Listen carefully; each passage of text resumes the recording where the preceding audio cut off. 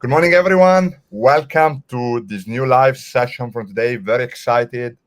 Together, we have Barry. Hey Welcome, there. Barry. Nice to have you again. Great to be here. Yeah, so I'll let you introduce yourself, Barry, but very excited because you've been with us for maybe around 2 years now. So you've been a user that came to us kind of using the data, and then we did a couple of live sessions together. And of course, you have your own project you can talk about, and of course, your passion is trading. And today, I'm excited to share. We're going to show you guys how to treat trading as a business, and then show you how even without programming skills and even coming from a different background, you can actually be successful and you can actually leverage the tools that we have with AI to kind of be treating this as an actual company. So very excited to show that, Barry. Great. Hey, that'll be awesome. So if you maybe want to give us a little bit an idea of your background, where you're coming from, what's your experience. You clearly have an amazing passion for trading, but trading was not, like your main kind of profession. And then you're now going into Right. that using data to create like a successful business. Yeah, right. For sure. So my college degree is in pharmacy. So I'm a pharmacist by training, but I really didn't like standing behind the counter. So I had created a series of businesses where they were pharmacies or wholesale pharmaceutical companies. So I just launched my sixth business a couple of months ago. So all of these businesses have been in the pharmacy distribution space, and it's really about buying low and selling high. Yeah. So, but I've had a passion for trading. I traded for probably 10 years or so. In 2023, I paid somebody to let me live with them and have them teach me how to trade for a week. So I learned a lot. Really increased my belief levels to see a professional trader execute properly. But I was still kind of missing that edge. Uh, I think a lot of the mental problems that I had in trading came because I wasn't quite clear what my edge was. Yep. You know, so a couple years ago, I found MenthorQ. Me and another buddy who I trade with, his name's Micah, and that combined with the statistical edge that I was building from doing research and observing my trades gave me the confidence that I needed to become consistently profitable. I mean, like if you were sitting on my shoulder today watching me hold on to this MES trade, it's pretty scary. All the retracements, same thing happened in gold. Like, how do you know it's actually going to go to that level? And the answer is I've got the MenthorQ levels right in front of me. So, and I've seen it work over and over and over again. So it gives me the confidence to just hold. Yep. Yeah. And I think, So, Barry, to go back to that point, I think it's very important. So I come from the institutional world. And the idea is that nobody has a crystal ball, right? Nobody can tell you the price is going to get to that level. Nobody can tell you the market is going to go up. But you do have a statistical probability of success that you can apply. So if you know that on 65%, on 70% of the days, this is what happens, then you have a statistical advantage that you can use. And of course, that can give you better confidence, maybe help you size up or size down depending on the market. But the idea is really that as retail traders, if we want to compete with the big guys, we need to start leveraging the same tools that they do. Because otherwise, you'll just be trading without context, which is also very dangerous. yeah, very dangerous and very bad for your mental capital. There's nothing worse than feeling like you're not sure where the trade is going and you're in a drawdown. I mean, it's bad. It's hard on your nervous system. I hate that feeling. So, and Um, this, yeah, yeah. So I feel like so many times I have my edge here, and sometimes I'll be in a trade and I'm looking at. Uh, uh, there's been times when I've entered a trade and I wasn't 100% confident that it was actually a trade, and then once I clear my head, I'm able to see that okay, I just took a trade. It doesn't make sense, and then I just hit the close button, and having these levels on my screen tell me if something makes sense or not. So maybe like give us an overview on how you can combine kind of like your ideas with the levels and how you can kind of build a consistent strategy, basically. Yeah, absolutely. Like let's take this chart that's up in front of us right now. So I trade, one of my bread and butter trades is what we call an initial balance breakout. So what I try to do is go with the initial balance breakout. And here is my basis for that methodology. So this gold box, I'm going to switch to a 15-minute time frame real quick, just so it's And easier. maybe, Barry, for those who don't know what initial balance, maybe if you want to just explain what it is and yeah. Yeah, absolutely. So this gold box that you see on the screen is the initial balance, which is the high and low of the first hour of trading. Yeah. So ostensibly, it's when institutional providers not providers, but institutional guys are doing their business. And then, theoretically, they're done doing their business unless they're completely active, because of some news event or something. So I wait until the initial balance is formed, and that you have this gold box right here. And then there's a 97% chance that either the initial balance is going to be broken on the low side or the high side. 3% chance that you'll stay in, which would be a neutral day. So that's a pretty good stat to lean on. And I lean on that stat that it's going to break, either the high side or the low side.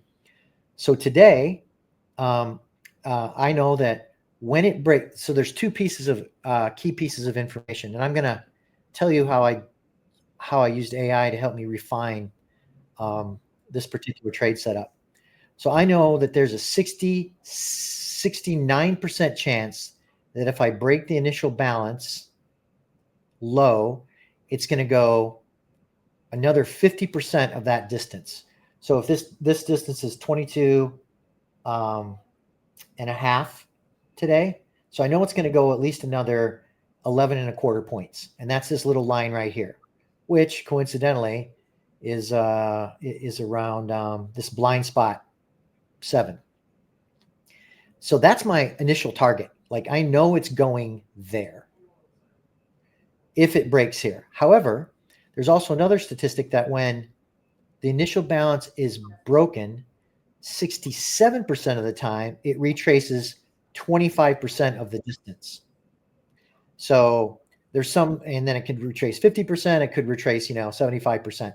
That's a 3% chance that it'll break the other side. So what I did today was I had I do what's called a ladder into my trades. I had a sell stop market order for when it broke, and then I also had a limit sell order at 25%, so I could increase my size if it retraced. And then my stop was at 50% of the initial balance. And you can see what happened. We touched, and I was short. And then we took heat here in this 15-minute candle, and I got short again. Another. In this case, it was another 5 contracts. So then we went down again. I had an initial target to get out, which took care of all my risk. And then, as you can see, we just dropped. And my target was right here. So during the pregame warm up, when Fabio and I were talking, I have multiple orders on in prop accounts, in my live money account.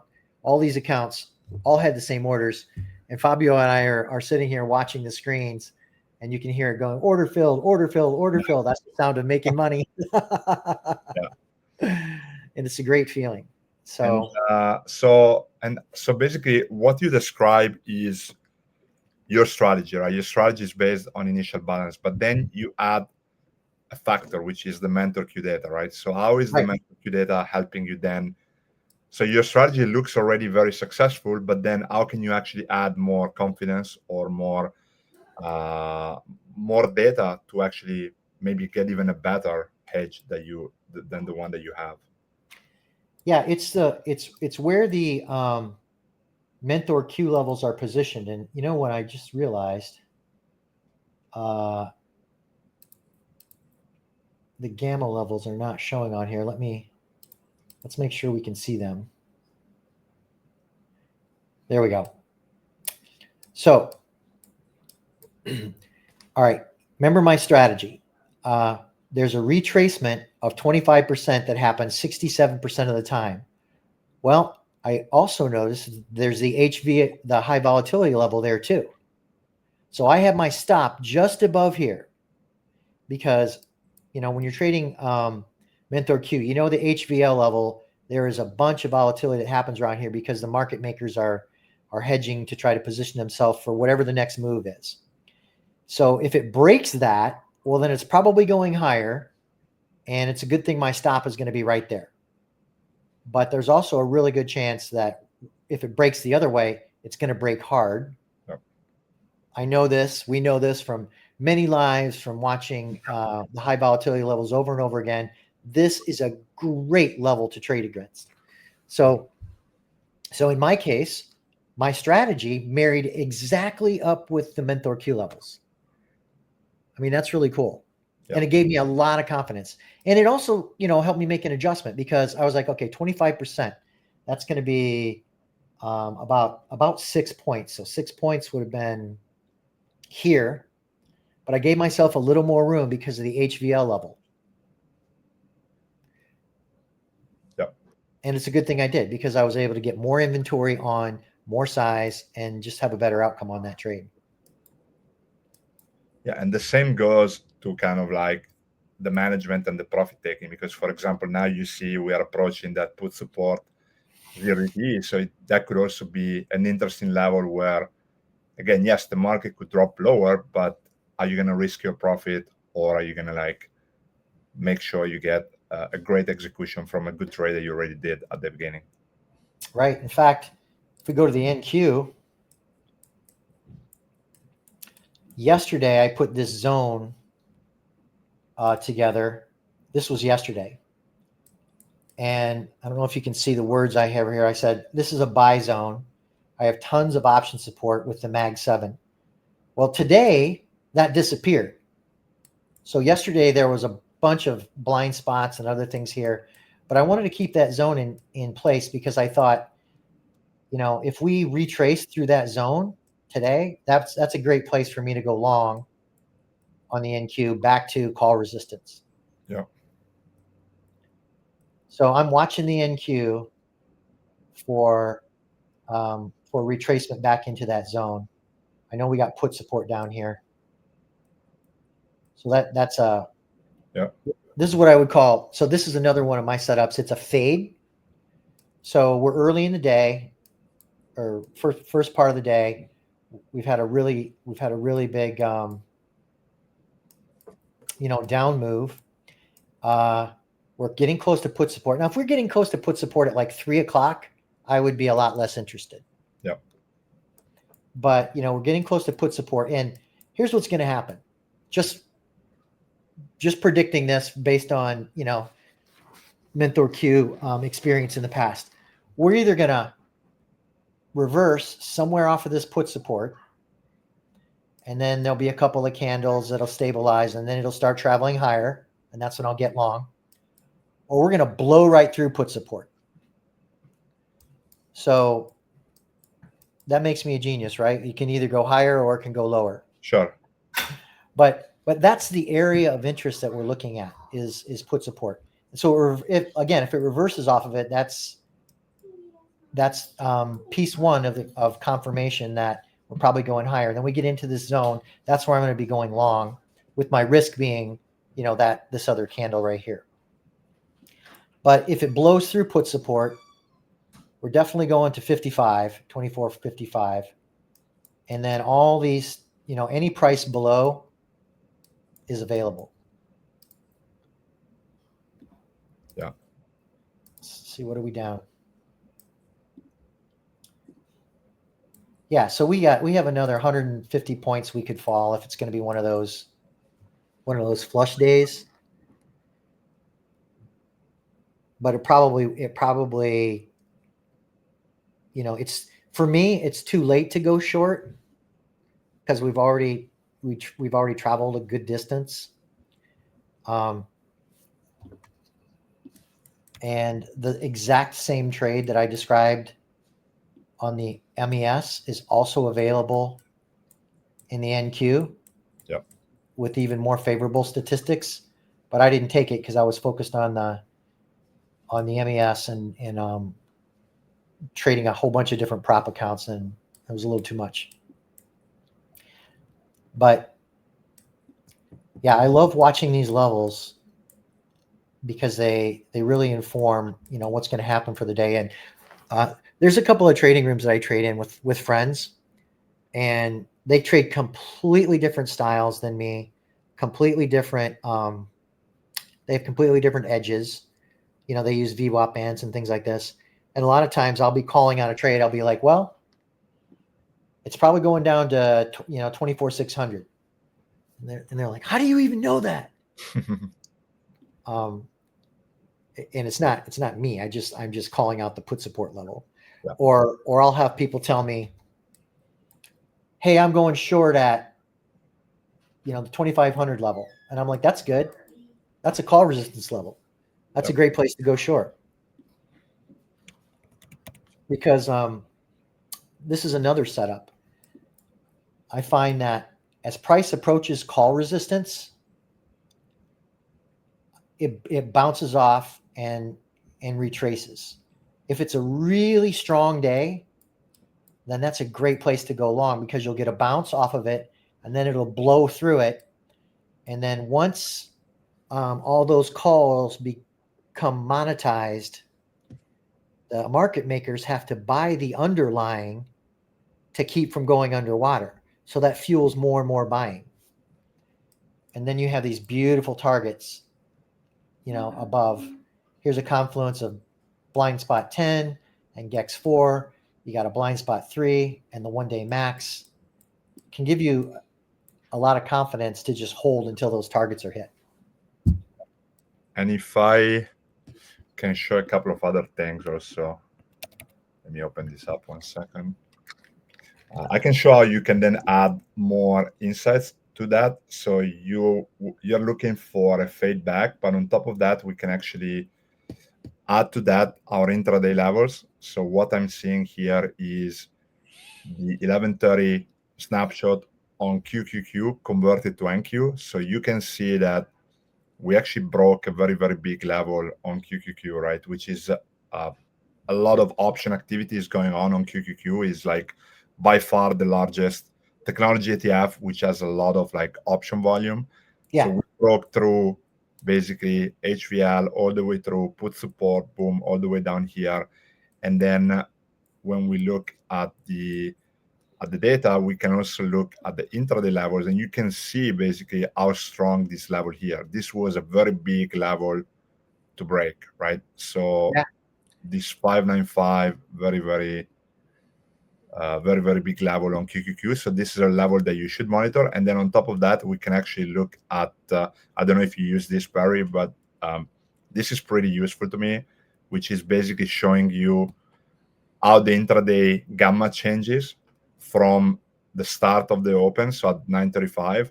So we open with kind of like a relatively positive gamma and then a very strong negative gamma around this 595 level.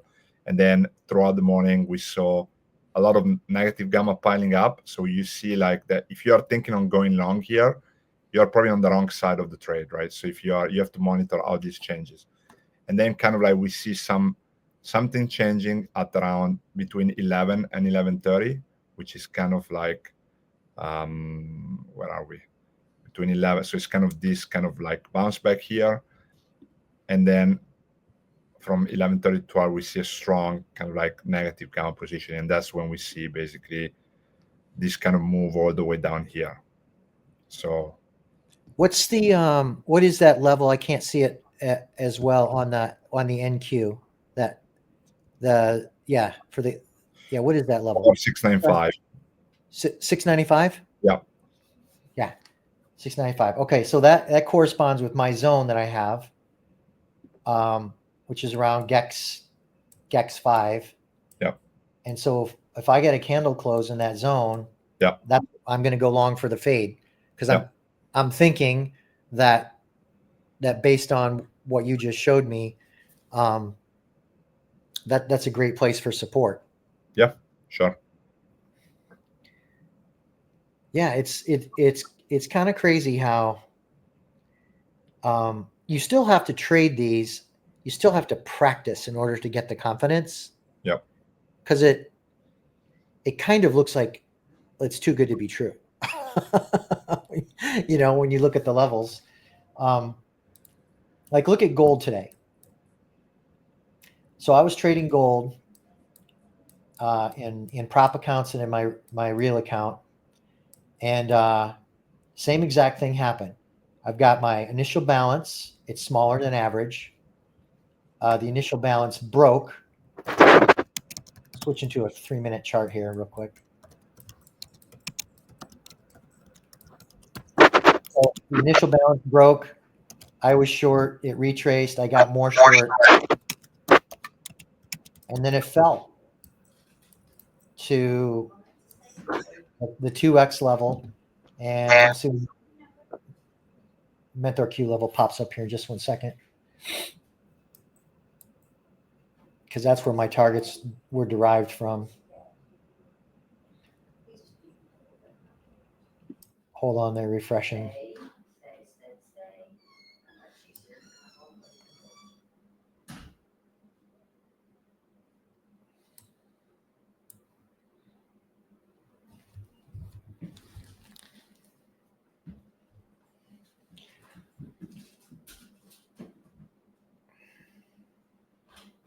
Yeah, and guys, let us know if you have questions as well on what we are discussing. Feel free to.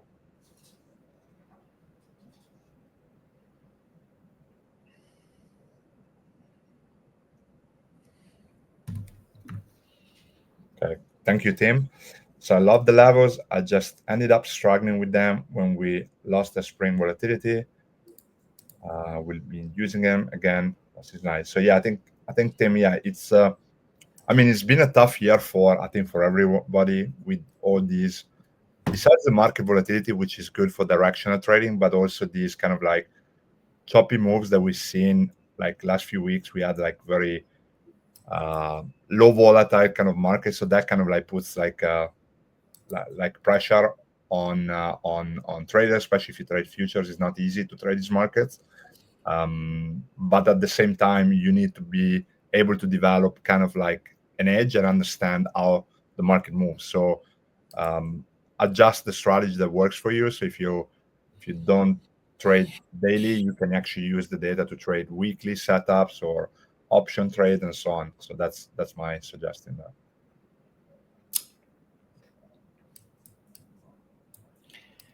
Yeah, so the